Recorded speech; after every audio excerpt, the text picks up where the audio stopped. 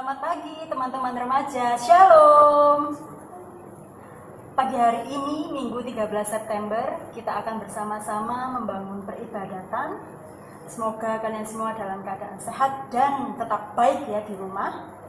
Kita akan menyanyikan satu pujian, kita nyanyikan dengan khidmat, pujian mulia, mulia namanya.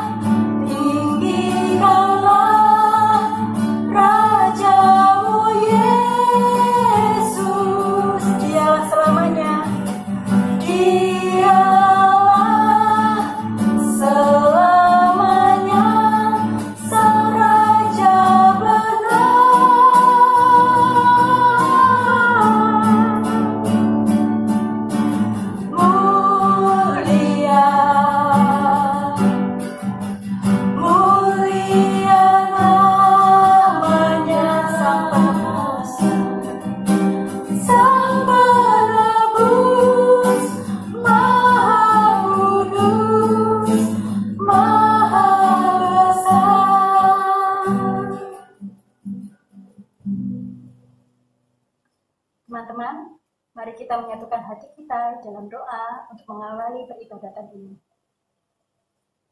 Tuhan Yesus, Allah kami yang baik, Allah kami yang setia dan tidak pernah meninggalkan umat, kami bersyukur ya Tuhan kalau seminggu ini kami boleh beraktivitas melakukan sekolah kami, apapun juga kegiatan kami dari rumah, Engkau yang selalu menyertai, dan pada minggu pagi hari ini kami berkesempatan membangun peribadatan, boleh datang kepadamu, kami bersyukur ya Tuhan.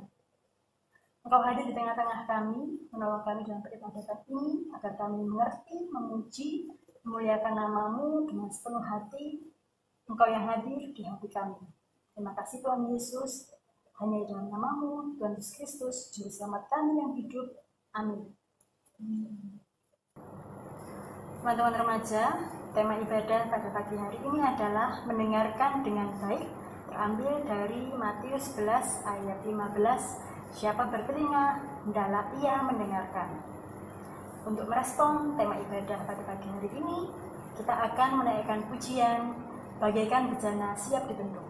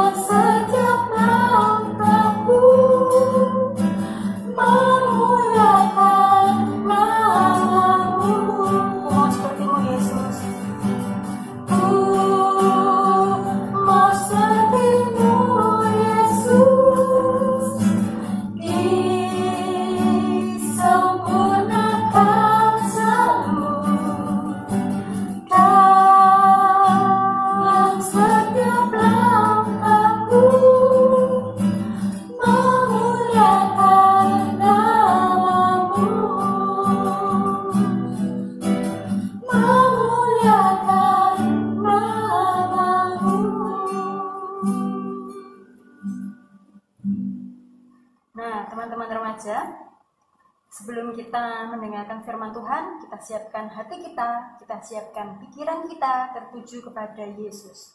Kita akan menaikkan pujian, kusiapkan hatiku Tuhan.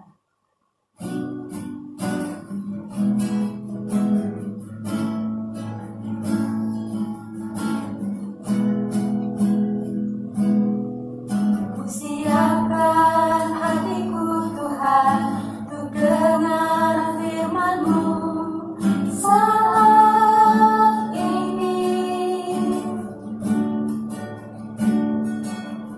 Ku sujud menyembah-Mu Tuhan, masuk hadirat-Mu saat ini. Curahkan urapan-Mu Tuhan bagi jemaat-Mu saat ini. Ku siapkan hatiku Tuhan, untuk dengar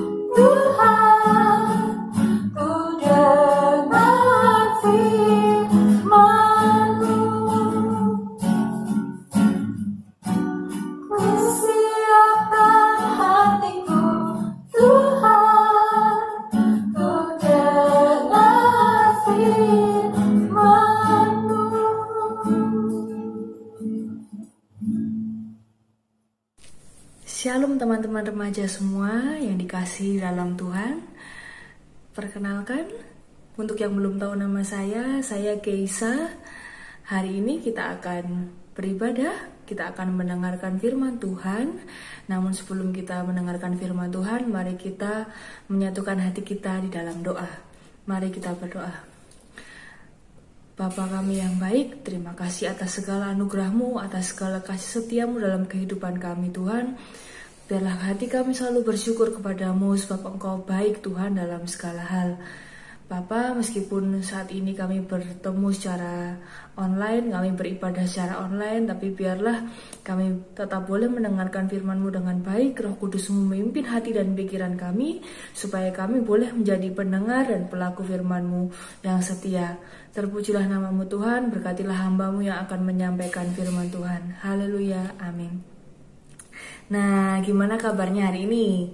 Kalian masih semangat sekolah dari rumah, beraktivitas dari rumah, atau sudah bosan, sudah jenuh, gak bisa kemana-mana, tapi tetap sabar ya, tetap terapkan protokol kesehatan, dan kita selalu jaga kesehatan kita masing-masing di rumah.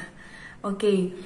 Hari ini saya akan menyampaikan firman Tuhan tentang perumpamaan seorang penabur. Sebelumnya mari kita buka Alkitab kita. Kita bisa baca dari Matius 13 ayat 1 sampai 23. Kita akan baca bersama-sama ya. Matius 13 ayat 1 sampai 23. Saya akan bacakan untuk adik-adik semua. Perumpamaan tentang seorang penabur. Pada hari itu keluarlah Yesus dari rumah itu dan duduk di tepi danau. Maka datanglah orang banyak berbondong-bondong, lalu mengerumuni dia, sehingga ia naik ke perahu dan duduk di situ. Sedangkan orang banyak semuanya berdiri di pantai, dan ia mengucapkan banyak hal dalam perumpamaan kepada mereka. Katanya, adalah seorang penabur keluar untuk menabur. Pada waktu ia menabur, sebagian benih itu jatuh di pinggir jalan. Lalu datanglah burung dan memakannya sampai habis. Sebagian jatuh di tanah yang berbatu-batu, yang tidak banyak tanahnya. Lalu benih itu pun segera tumbuh karena tanahnya tipis. Tetapi sesudah matahari terbit, layulah ia dan menjadi kering karena tidak berakar. Sebagian lagi jatuh di tengah semak duri, lalu makin besarlah semak itu dan menghimpitnya sampai mati. Dan sebagian jatuh di tanah yang baik lalu berbuah. Ada yang 100 kali lipat, ada yang 60 kali lipat, ada yang 30 kali lipat. Siapa bertelinga, hendaklah ia mendengar. Maka datanglah murid-muridnya dan bertanya kepadanya, mengapa engkau berkata-kata kepada mereka dalam perumpamaan? Jawab Yesus, kepadamu diberi karunia untuk mengetahui rahasia kerajaan surga, tetapi kepada mereka tidak. Karena siapa yang mempunyai, kepadanya akan diberi, sehingga ia berkelimpahan. Tetapi siapa yang tidak mempunyai, apapun juga yang ada padanya akan diambil daripadanya. Itulah sebabnya aku berkata-kata dalam perumpamaan kepada mereka, karena sekalipun melihat, mereka tidak melihat, dan sekalipun mendengar, mereka tidak mendengar dan tidak mengerti.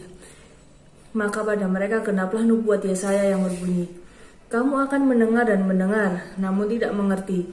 Kamu akan melihat dan melihat, namun tidak menangkap.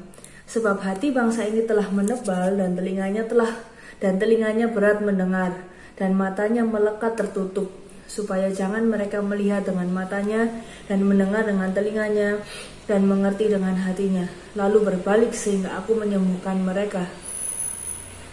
Tetapi berbahagialah matamu karena melihat dan telingamu karena mendengar. Sebab aku berkata kepadamu, sesungguhnya banyak nabi dan orang benar ingin melihat apa yang kamu lihat, tetapi tidak melihatnya, dan ingin mendengar apa yang kamu dengar, tetapi tidak mendengarnya. Karena itu, dengarlah arti perumpamaan penabur itu. Kepada setiap orang yang mendengar firman tentang kerajaan surga, tetapi tidak mengertinya, datanglah si jahat dan merampas ditaburkan dalam hati orang itu. Itulah benih yang ditaburkan di pinggir jalan. Benih yang ditaburkan di tanah yang berbatu-batu ialah orang yang mendengar firman itu dan segera menerimanya dengan gembira. Tetapi ia tidak berakar dan tahan sebentar saja. Apabila datang penindasan atau penganiayaan karena firman itu, orang itu pun segera murtad. Yang ditaburkan di tengah semak duri ialah orang yang mendengar firman itu, lalu kekhawatiran dunia ini dan tipu daya kekayaan menghimpit firman itu sehingga tidak berbuah. Yang ditaburkan di tanah yang baik ialah orang yang mendengar firman itu dan mengerti, dan karena itu ia berbuah. Ada yang 100 kali lipat, ada yang 60 kali lipat, ada yang 30 kali lipat. Amin. Demikianlah firman Tuhan. Nah, teman-teman, mungkin kalian udah sering dengar ya tentang perumpamaan seorang penabur ini. Tapi mari kita bahas lagi tentang perumpamaan seorang penabur ini, karena ini hal yang sangat penting. Karena intinya begini teman-teman, ketika kita tidak mengerti firman Tuhan, ketika kita tidak pernah membaca dan mendengarkan firman Tuhan, kita pun tidak akan bisa menjadi pelaku firman Tuhan. Jadi bagaimana kita bisa melakukan kalau kita aja nggak tahu apa yang benar dan yang baik, ya kan? Nah, sebelum kita bahas satu-satu lebih lanjut ya, saya mau kasih gambaran sedikit gitu kan. Kalian harus paham apa bedanya mendengar dan mendengarkan. Kalau mendengar, ya kita bisa dengar apapun karena kita punya panca indera ya untuk mendengarkan gitu kan. Kita bisa mendengar suara apapun dengan telinga kita. Tapi apa yang dimaksud dengan mendengarkan?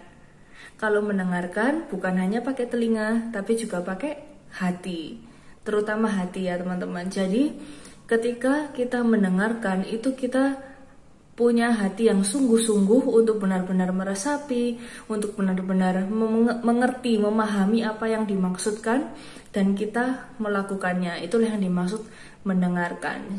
Jadi bukan cuma sekedar lewat mendengar, tapi kita tidak melakukannya. Orang yang mendengarkan, dia akan berusaha mengerti, memahami, dan biasanya akan melakukannya. Dan itulah yang diharapkan pada hari ini. Mari kita akan bahas satu persatu tentang penabur ini. Oke, yang pertama, benih jatuh di pinggir jalan. Jatuh di pinggir jalan, lalu tidak lama ada burung yang datang dan memakan benih-benih itu sampai habis. Jadi benih-benihnya tidak bersisa gitu ya teman-teman. Dan apa artinya? Artinya adalah disebutkan di ayat yang ke-19 tadi ya, kepada setiap orang yang mendengar firman tentang kerajaan surga tetapi tidak mengertinya, datanglah si jahat dan merampas yang ditaburkan dalam hati orang itu. Itulah benih yang ditaburkan di pinggir jalan. Jadi cuman denger tok, cuman baca tok gitu, tapi nggak mengerti. Akhirnya gampang aja diambil oleh iblis, diambil oleh si jahat tentang firman Tuhan itu. Kayak kita berusaha untuk dirampas gitu. Apa yang kita lihat sekilas, karena kita tidak berusaha untuk mengerti dan memahaminya, ya hilang begitu saja, dirampas oleh iblis, kita dikacaukan oleh iblis. Jadi akhirnya benih itu tadi, firman itu tadi tidak bertumbuh. Jadi benih ini maksudnya firman Tuhan ya. Saya jelaskan sekali lagi, benih ini maksudnya firman Tuhan. Dan tanah, berbagai macam-macam tanah ini respon kita, telinga kita, hati kita, sikap kita gitu. Oke, yang kedua apa tadi? Ya, betul. Jadi benih jatuh di tanah yang berbatu-batu. Oke, dijelaskan di ayat 20. Benih yang ditaburkan di tanah berbatu-batu ialah orang yang mendengar firman itu dan segera menerimanya dengan gembira. Jadi ini diterima ya. Jadi habis didengar, dia menerimanya dengan gembira, menyambutnya dengan gembira. Tapi ia tidak berakar dan tahan sebentar saja. Apabila datang penindasan dan penganiayaan karena firman itu, orang itu pun segera murtad. Jadi begini teman-teman, firman Tuhan atau kita sebagai orang Kristen yang mengikut Kristus tidak selamanya hidup kita mulus. Jadi Tuhan tidak pernah menjanjikan bahwa jalan kita akan mulus seperti jalan tol. Tidak pernah ada hambatan, tidak pernah ada tantangan, tidak pernah ada penindasan atau rasa sakit dan sebagainya. Tidak pernah Tuhan menjanjikan seperti itu. Tapi ya Tuhan menjanjikan penyertaan. Nah, benih yang tumbuh di tanah yang berbatu-batu ini menggambarkan bahwa jadi batu-batu dilapisin sedikit tanah bisa tumbuh sebentar saja. tapi akhirnya tidak bisa tumbuh dengan baik karena terhimpit batu-batu. Jadi batu-batu ini diumpamakan mengumpamakan sebagai sebuah kayak penindasan, tantangan, hambatan gitu. Jadi orang ini tidak bisa benihnya tidak bisa berakar gitu karena orang ini terhimpit oleh banyak hal kayak gitu. Oke, yang nomor 3, benih itu tumbuh di tanah yang bersemak-semak duri. Orang yang di tanah yang ditaburkan di tengah semak duri ialah orang yang mendengar firman itu, lalu kekhawatiran dunia dan tipu daya kekayaan menghimpit firman itu sehingga tidak berbuah. Jadi di semak duri ini diumpamakan bahwa, jadi bayangkan benih tumbuh di dalam semak-semak duri, pasti tidak akan bisa bertumbuh dengan baik karena dia terhimpit oleh berbagai macam ketakutan, kekhawatiran, terus banyak hal gitu ya, akhirnya menghambat iman itu. Jadi imannya itu tidak bisa tumbuh dengan baik gitu kan, dia tidak bisa berbuah dengan baik. Dan yang terakhir, tanah yang ditaburkan di tanah yang baik ialah orang yang mendengar firman itu dan mengerti, dan karena itu, ini poin yang sangat penting, ia berbuah. Ada yang 100 kali lipat, ada yang 60 kali lipat, ada yang 30 kali lipat. Nah, harapan kita semua adalah bahwa benih firman Tuhan yang ditaburkan di dalam hati kita itu sama seperti ditaburkan di tanah yang baik, bisa bertumbuh dengan baik tanpa hambatan apapun. Kalaupun ada tantangan, kita bisa melewatinya. Dan yang paling penting adalah berbuah, karena ciri-ciri orang Kristen itu bisa dilihat dari buahnya. Ketika kita, perkataan kita, tindakan kita, perbuatan kita itu bisa membuahkan hal yang baik, berarti isi yang di dalam ini juga baik. Bagaimana seseorang bisa menghasilkan buah yang baik kalau dalamnya ini tidak baik, kalau dalamnya ini jahat, penuh dengan hal-hal yang buruk, pikiran yang negatif, hati yang negatif? Bagaimana dia bisa mengeluarkan hal yang positif? Nggak mungkin kan?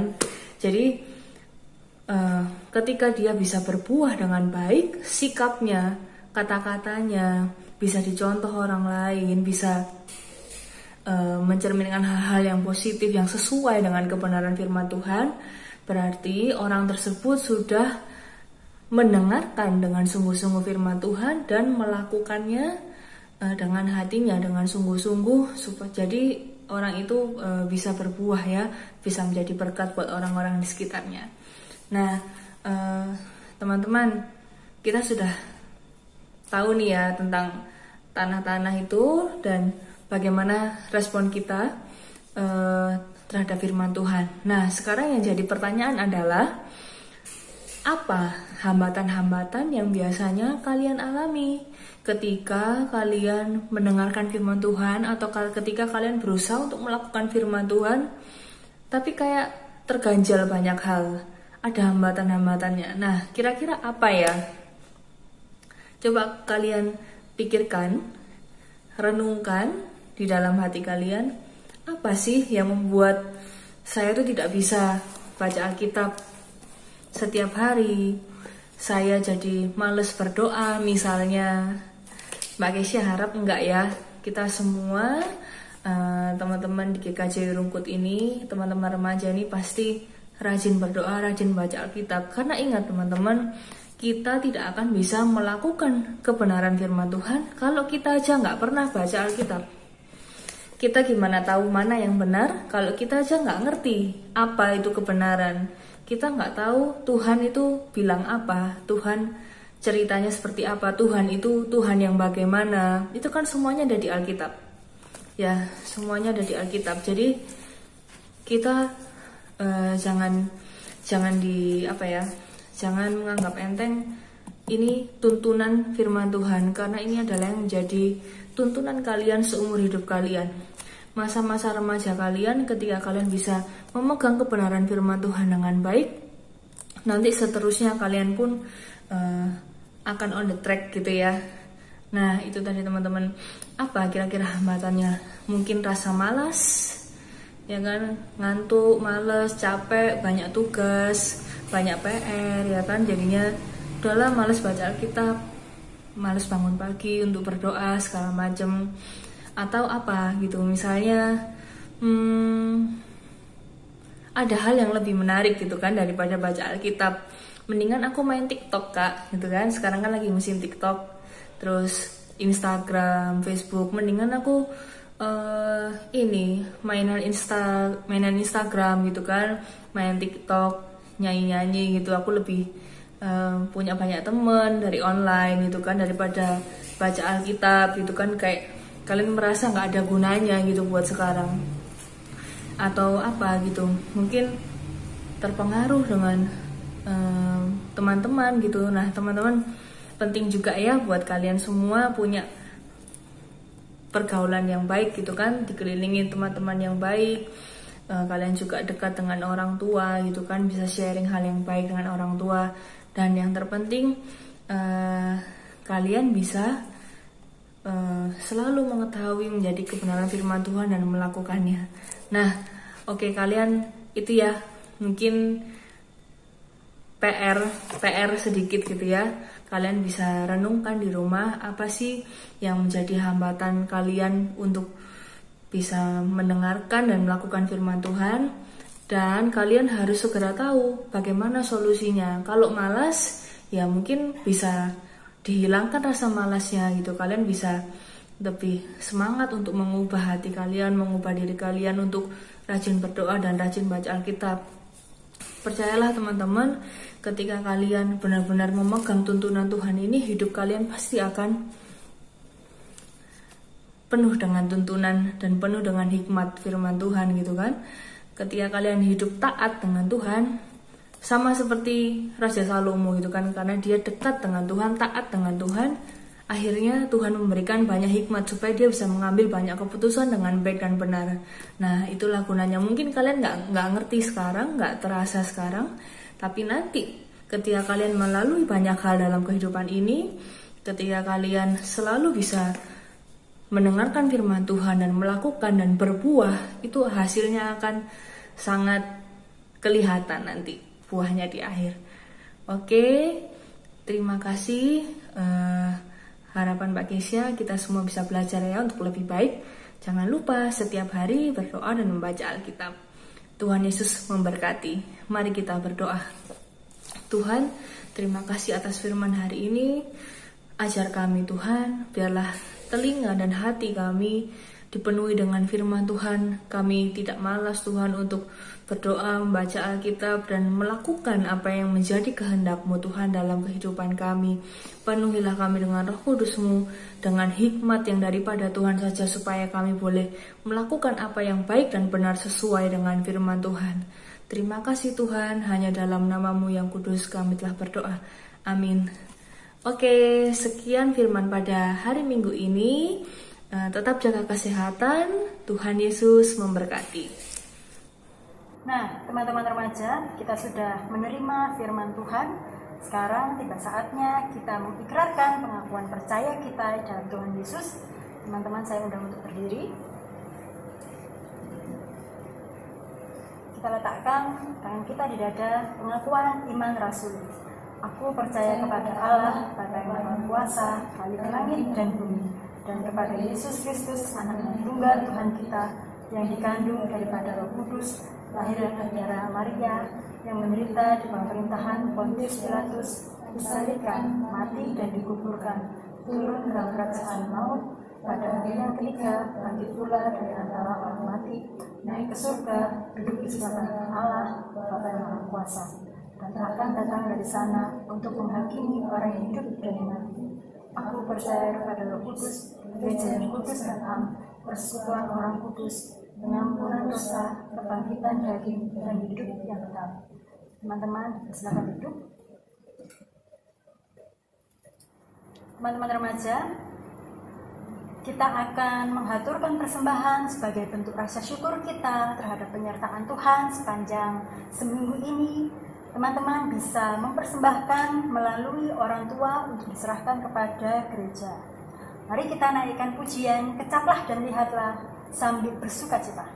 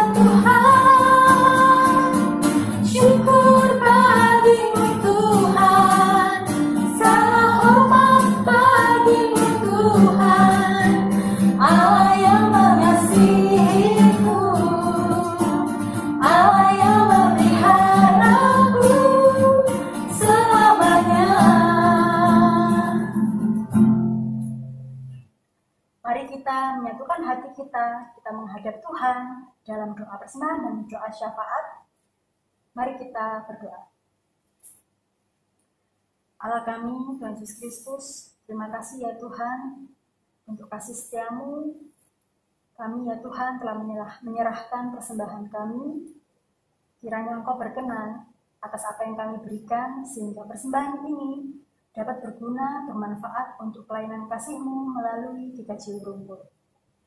Tuhan, kami berdoa untuk kami sendiri yang sedang bersekolah dari rumah. Tuhan kiranya memampukan kami, memberikan kami kesetiaan, ketekunan, meskipun kami sedang merasakan sekolah yang berbeda, sekolah dari rumah, biarlah kami boleh tetap bersemangat. Kami juga ingin berdoa untuk pemerintah pusat, pemerintah kota yang berupaya menurunkan angka penyebaran COVID-19. Engkau kiranya menolong ya Tuhan. Engkau juga kiranya memberikan kami kebijaksanaan agar tetap dapat menjalankan protokol kesehatan, tetap menjaga jarak, tetap rajin cuci tangan, tetap berhati-hati demi keselamatan kami sendiri dan keselamatan orang lain. Tuhan Yesus yang memampukan kami menjadi orang-orang yang bijak, orang-orang yang mampu mendengarkan. Tuhan Yesus, inilah doa-doa kami yang jauh dari sempurna. Kami serahkan dalam tangan-Mu, Tuhan Yesus Kristus, yang telah mengajarkan kami berdoa demikian. Bapa kami yang di surga, dikuduskan nama-Mu, datanglah kerajaan-Mu, jadilah kehendak-Mu di bumi seperti surga. Berikanlah kami pada hari ini makan kami secukupnya, dan ampunilah kami akan kesalahan kami, seperti kami juga mengampuni orang yang bersalah kepada kami. Dan janganlah bawa kami dalam pencobaan, tapi lepaskanlah kami dari yang jahat. Karena Engkau yang punya kerajaan dan kuasa dan kemuliaan sampai selama-lamanya. Amin. Teman-teman yang terkasih, Mbak Wina yakin kalian semua adalah media tanah yang subur, sehingga benih firman Tuhan yang tertanam dapat bertumbuh dan berbuah. Mari kita sama-sama belajar, bertumbuh dan berakar di dalam Tuhan, sehingga kita menghasilkan buah dan buahnya itu tetap. Kita akan memujikan lagu penutup ibadah ini, Firman-Mu pelita bagi kakiku.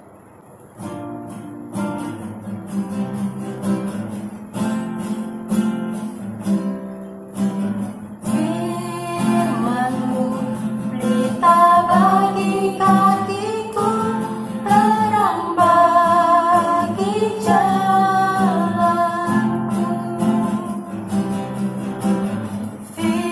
Firman-Mu pelita bagi kakiku, terang bagi jalanku. Waktu ku bimbang dan hilang jalanku, tetaplah Kau di sisiku, dan takkan ku takut asal Kau di depanku, besertaku selamanya.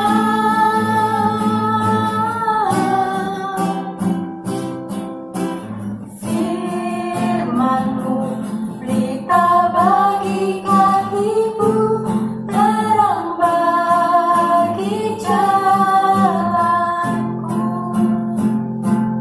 terang bagi jalanku.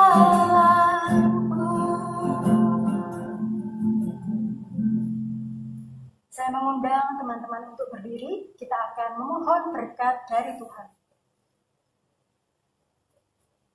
Kasih karunia dan damai sejahtera dari Allah Bapa, Tuhan Yesus Kristus, dan Roh Kudus menyertai kita dari sekarang sampai dengan selamanya. Amin. Saya persilakan untuk duduk kembali. Selamat hari Minggu, teman-teman. Tetap semangat, tetap sehat, tetap setia belajar dari rumah. Tuhan Yesus memberkati. Bye.